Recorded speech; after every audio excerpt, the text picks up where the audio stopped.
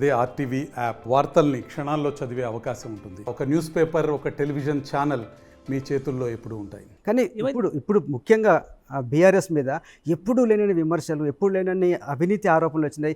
దాని మీద విచారణలు జరుగుతున్నాయి. మీకు తెలుసు, కాళేశ్వరం ప్రాజెక్టు మీద పీసీ ఘోష్ కమిషన్ నివేదిక ఇచ్చింది. అట్లాగే ఫోన్ ట్యాపింగ్ ఉంది. తర్వాత మీకు సంబంధించి యాదాద్రి పవర్ ప్లాంట్లో అవినీతి జరిగిందని, విద్యుత్ కొనుగోలు అవినీతి జరిగిందని, బర్రెలు గొర్రెల స్కామ్లు అవినీతి జరిగిందని, ఇన్ని అవినీతి ఆరోపణలు వచ్చిన సంక్షంలో మీరు ఎట్లా ఫేస్ చేయబోతున్నారు? అసలు నేను చాలా స్పష్టంగా చెప్పాను, మేమే అసెంబ్లీలో ఛాలెంజ్ చేసినాం, మీకు దమ్ముంటే విచారణ చేయండి అని. చేసినరు, తెచ్చి మనిషి ఆడదాచి పెట్టుకురు. ఎన్ని రోజులైంది? ఎలక్ట్రిసిటీ మీద రిపోర్ట్ ఇచ్చి ఎంతకాలం అయింది? ఆడబెట్టిర్రు. ఎప్పుడో ఇచ్చింది కదా రిపోర్టు. ఎలక్ట్రిసిటీ మీద రిపోర్ట్ సబ్మిట్ చేసిపోయారు కదా, 4 నెలలు దాటింది. దాని మీద ఇంకా మీరు విచారణ జరుగుతుందంటారేంటి? అయినా దాచి అన్నో పెట్టుకురు కదా, బయట కనపడకుండా. వాళ్ళు దాని మీద కూడా క్లారిటీ ఇచ్చారు. మేము స్టడీ చేస్తున్నాం, దాని మీద యాక్షన్. 4 నెలలు పట్టిందా స్టడీ చేయడం? కాళేశ్వరం మీద ఇచ్చిన తెల్లవారే ఒక కమిటీని వేసేసి 3వ రోజు కూర్చొని నోటికి వచ్చిన అబద్ధాలు రాసుకొని కమిటీ రిపోర్ట్ అని లోపడబెట్టి బయట ఇది ఉంది అని చెప్పి ఒక దొంగ డ్రామాలు ఆడి వాళ్ళకి ఇష్టమైన మీడియా ఉంది కాబట్టి ప్రచారం చేసుకున్నారు. దాన్ని 4 నెలల నుంచి స్టడీ చేస్తున్నారా? దాని రిపోర్ట్ ఎంత ఉంది? దీన్ని 650 పేజీలు అన్నారు. దాన్ని 6.5 పేజీలు ఉందో లేదో. 6.5 పేజీలకు 600 రోజులు పడుతుందా విచారణ స్టడీ చేయడానికి? అంత అర్థం కాకుంటుందన్నట్ట మీకు రిపోర్టు. ఏమన్నట్టు, ఈ రిపోర్టు కూడా ఎందుకు బయట పెడతలేరు? పెట్టమని మేమే ఛాలెంజ్ చేసినాం కదా. మేము చీఫ్ సెక్రటరీకి ఇచ్చినాం. బాజాబ్తో పోయి మా హరీష్ రావు గారు చీఫ్ సెక్రటరీకి లెటర్ ఇచ్చినాడు, చలో రిపోర్ట్ ఇవ్వండి, బయట పెట్టండి, మా మీద ఏమొచ్చిందో అని. మేమే అడుగుతుంటే ఎందుకు భయపడుతున్నాం? ఎందుకు ఇస్తలేవు? నిజంగా అట్లా తప్పు ఉంటే మేము చెప్పింది వాస్తవం. మీరు వాగినవన్నీ చెత్త వాగుడు. మీరు మీ బీజేపీ, మీ చంద్రబాబు మీడియా కలిసి చేసిందంతా తప్పుడు ప్రచారం. కేసీఆర్ కడిగిన వజ్రంలాగా తిరిగి వస్తాడు, మల్లెపువ్వులాగా పరిమళిస్తాడు.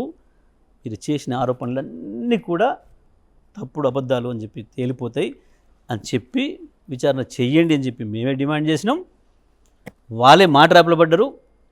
అన్నీ కూడా వీళ్ళు గత 3-4 ఏళ్ళుగా బాగుతున్న అన్నీ కూడా చెత్తని, అబద్ధాలని కలిసి కూడబలుకొని ముగ్గురు కలిసి చేస్తున్న నాటకాలని ప్రజల ముందట నిరూపితం కాబోతుంది. ఇప్పుడు ఎట్లా మీ ట్రాప్లో వాళ్ళు ఎట్లా పడ్డారు? అడిగినాం, మేము కమిషన్లు అడిగినాం, వేసిర్రు. కమిషన్లతో తేలిపోద్ది కదా మీరు వాగిందంతా తప్పు అని. మీకు మీడియా ఉంది కదా అని ఇష్టం వచ్చినట్టు వాగినరు. మీరు ఏది పడితే అది, ఏది వాగితుంది చూపించడానికి మీడియా ఉంది, కనీసం ఎదుర్కొసిన వేసే మీడియా లేదు అని చెప్పి వాగినరు. దానికి అన్నిటికీ దీంతో నోరు మూయిస్తాం కదా. ఓకే, అది మేము చెప్పేది. కానీ కమిషన్ రిపోర్ట్లో ఏమీ తేలలేదని చెప్పి మీరు నమ్ముతున్నారు? ఏమీ ఉండదు, ఉండడానికి అవకాశమే లేదు. ఉండడానికి అవకాశమే లేదు. సింపుల్ ఒకటి చెప్పండి నాకు, మీ కెమెరా మనల్ని తీసుకొని కాళేశ్వరం పోదాం. కాళేశ్వరం కూలిపోయిందా, కొట్టుకపోయిందా, ఉన్నదా చూపిద్దామా? నేను చూపించినా, నేను పోయి చూపించాను. కాళేశ్వరం మొత్తం మీద నేనేమంటున్నాను, కాళేశ్వరం 1,00,000 కోట్లు మట్టిలో పోసినారు, 1,00,000 కోట్లు నీళ్ళ కొట్టుకపోయింది అని చెప్పి వాళ్ళు మాట్లాడినరు. మీరు అందరూ కూడా చూపించినరు. ఒక క్వశ్చన్ ఎవరు కూడా వేసింది లేదు ఇప్పటివరకు ఎదురుగా. అది కాదు ఉన్నది కదా అని అడిగిన వాళ్ళు కూడా లేరు. ఇన్నేళ్ళ నుంచి మేము చూస్తున్నాం. ఇవాళ పోదామంటున్నాం, ఇవాళ కూడా పోదామంటున్నాం. వాళ్ళు రిపేర్ చేయలే కదా, ఇప్పటివరకు అయితే మొదలు పెట్టలే కదా. ఇవాళ పోయి చూపిద్దామంటున్నా. అవి కనబడుతుంది, ఆడ కొట్టుకపోయింది కనబడుతుంది. ఉన్నదా పోయిందా, 1,00,000 కోట్లదా అది కనబడుతుంది కదా. 100 సార్లు చెప్పినాం కదా. మేడిగడ్డ ఒకటే కాదు, దానికి ఎన్ని బ్యారేజీలు ఉన్నాయి, ఎన్ని పంప్ హౌజులు ఉన్నాయి, 800 కిలోమీటర్ల కాలువలు ఉన్నాయి, 800 కిలోమీటర్ల సొరంగాలు ఉన్నాయి, ఎన్ని కలిపితే కాళేశ్వరం, అసలు మేడిగడ్డకైనా ఖర్చు ఎంత, దాంట్లో పోయిన 2 పిల్లర్ల ఖర్చు ఎంత, విషయాలన్నీ చెప్పినాం. ఆనాడు చెప్పినాం, ఈనాడు చెప్పినాం. మీకు ఇంకోటి చెప్తున్నా, నిన్న కూడా పోలవరంలో కొద్దిగా కొట్టుకపోయింది. ఎందుకో చూపించలేదు మీడియా. నీతులు చెప్పే మీడియా కూడా ఉంటుంది, రాతలు రాస్తాడు, నీతులు రాతలు రాస్తారు చాలా గొప్పగా, ఇంత పెద్దగా. ఎందుకో రాయలేదు, చూపించలేదు, చెప్పలేదు. ఇప్పటికీ కాళేశ్వరం, ఇప్పటికి పోలవరం 4వ సారి ఇది కొట్టుకుపోవడం. 3 సార్లు, గతంలో 3 సార్లు పోయినప్పుడే 2,000 కోట్లకు పైగా కొట్టుకపోయిన దాని రిపేర్ల కొరకే ఇచ్చినట్టు సెంట్రల్ గవర్నమెంట్లో లెక్కలు ఉన్నాయి. కొట్టుకపోతున్నది కడుతూనే ఉన్నారు కదా. ఈ ప్రపంచంలో పలానా ప్రాజెక్టు కడుతున్న క్రమంలో పోకుండా నష్టపోకుండా ఉన్నదాన్ని ఒకదాన్ని తీసుకొచ్చి చూపించగలరు ఎవరైనా? Any project in the world, అది ఐసన్హోవర్ కావచ్చు, 3 గార్జెస్ కావచ్చు, అక్కడి నుంచి మొదలు పెడితే మన బాక్రానంగల్ కావచ్చు, మన నాగార్జునసాగర్ కావచ్చు, మన శ్రీశైలం కావచ్చు, మన ఎస్ఆర్ఎస్పి కావచ్చు, మనం కట్టేదే నీళ్ళకు వ్యతిరేకంగా కడుతున్నాం, ఒక ఫోర్స్కు వ్యతిరేకంగా కడుతున్నాం.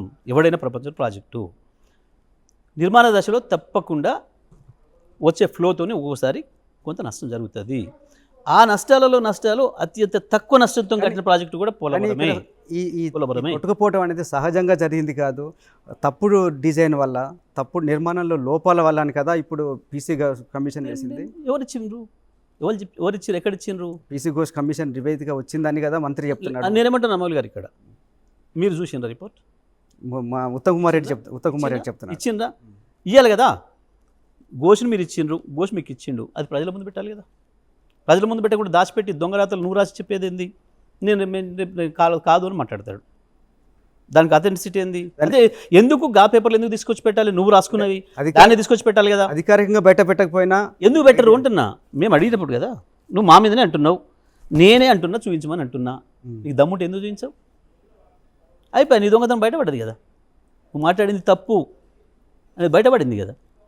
నేను అఫీషియల్గా నీకు లెటర్ కూడా ఇచ్చిన, వచ్చి నీ చీఫ్ సెక్రటరీకి, చలో ఇవ్వండి, మాకు రైట్ ఉంది, దాన్ని అడ్డం పెట్టుకొని మా మీద ప్రచారం చేస్తున్నారు, తీసి బయట పెట్టమని చెప్పి అడిగినాం.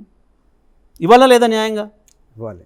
మా మీద వచ్చిన ఆరోపణకి మాకు ఇవ్వాలా లేదా? ఫస్ట్ మాకే ఇవ్వాలి కదా. మీకు ఇవ్వటం ఫస్ట్ మాకే అసెంబ్లీలో పెడతాం అది కదా, ఫస్ట్ మాకే ఇవ్వాలి, ప్రజల ముందు పెడతామని చెప్పి ఫస్ట్ మాకే ఇవ్వాలి. మా రైట్ అది, మా రైట్. మీరు ఎవరు మీరైతే ఆరోపణ చేస్తున్నారో వాళ్ళకే ఇవ్వాలి. అడిగారా మీరు?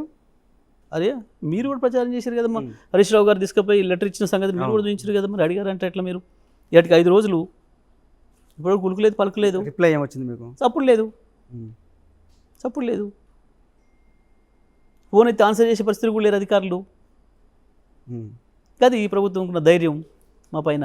ఓకే, ఈ కాళేశ్వరం ఈ ఆరోపణలు ఇవన్నీ ఒక పక్క అయితే, వ్యక్తిగతంగా మీ మీద ఆరోపణలు వచ్చినాయి, వాటికి ఏం సమాధానం చెప్తారు? నా మీద ఎప్పుడు వ్యక్తిగతమైన ఆరోపణలు ఎప్పుడు రాలేదు. కానీ మీరు ఈ చెత్త మాటలు కూడా 1-2 మాట్లాడినాం, కానీ ఎక్కడ కూడా చూపిస్తారా నా మీద? ఇప్పుడు నా 20 సంవత్సరాల కాలంలో స్వయంగా ముఖ్యమంత్రి ఆరోపిస్తున్నారు, మీ జిల్లా మంత్రి వెంకటరెడ్డి ఆరోపిస్తున్నారు, జగదీశ్వర్ రెడ్డి 1000 కోట్ల ఆస్తులు సంపాదించడాన్ని. నిజంగా మీ దగ్గర ఎన్ని 1000 కోట్ల ఆస్తులు ఉన్నాయి? మీరు చూపిస్తే మంచిది, అన్నోళ్ళు చూపిస్తే అయ్యో సరుకులు సార్ ఉన్నాయి చెప్పండి. 100 కోట్ల 1000 కోట్ల నాకు చెప్తే మీరు ఎక్కడో చూపిస్తే బాగుండు. ఇది చూపించి ఇది నీది అంటే నాదా కాదా, నాదైతే తీసుకోమని చెప్తానా, నాకు ఏమని చెప్తానో తెలుస్తా. ఒకటి జానంపల్లిలో 100 ఎకరాల్లో సోలార్ ప్లాంట్లు, థాయిలాండ్ మలేషియాల్లో పవర్ ప్లాంట్లు, ఓకే.